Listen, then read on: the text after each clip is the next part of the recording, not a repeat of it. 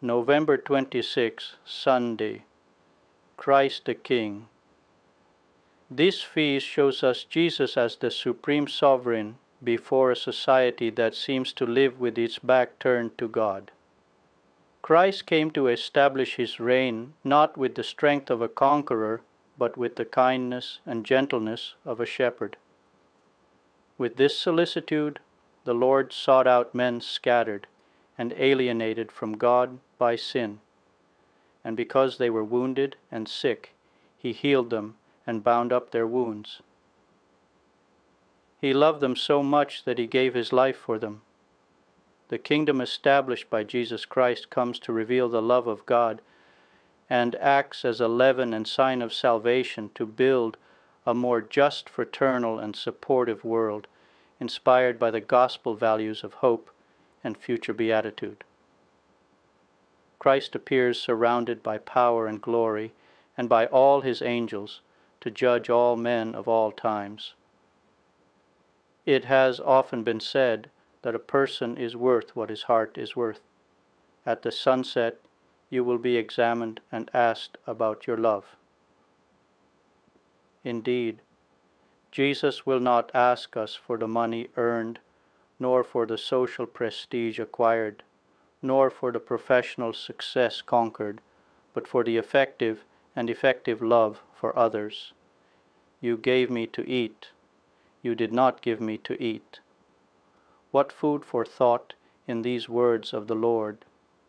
Let us think about those no, never, and no omissions. About what we should have done or said and didn't do or didn't say. What did not deserve even a minute of our attention? The services we rendered half-heartedly or unwillingly.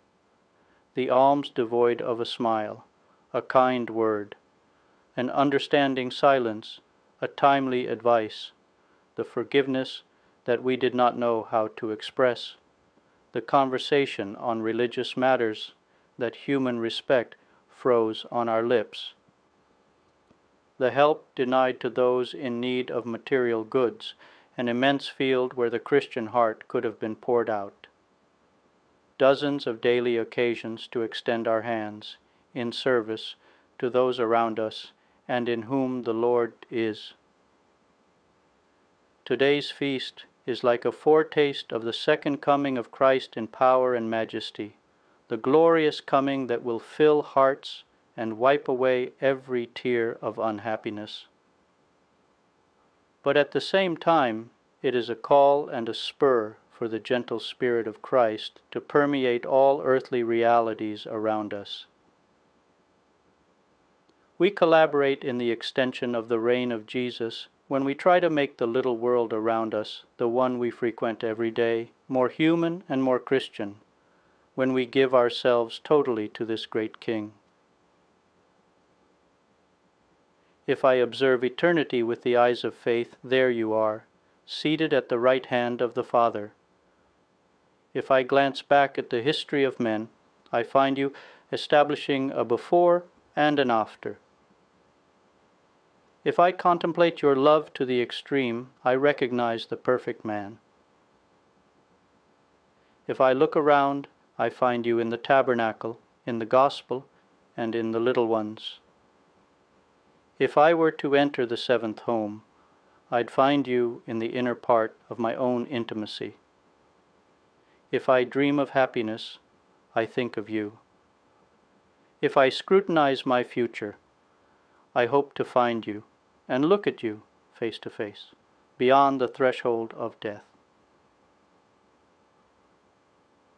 Truly, you are the King of the universe, whether we crown you or sit you on the dock.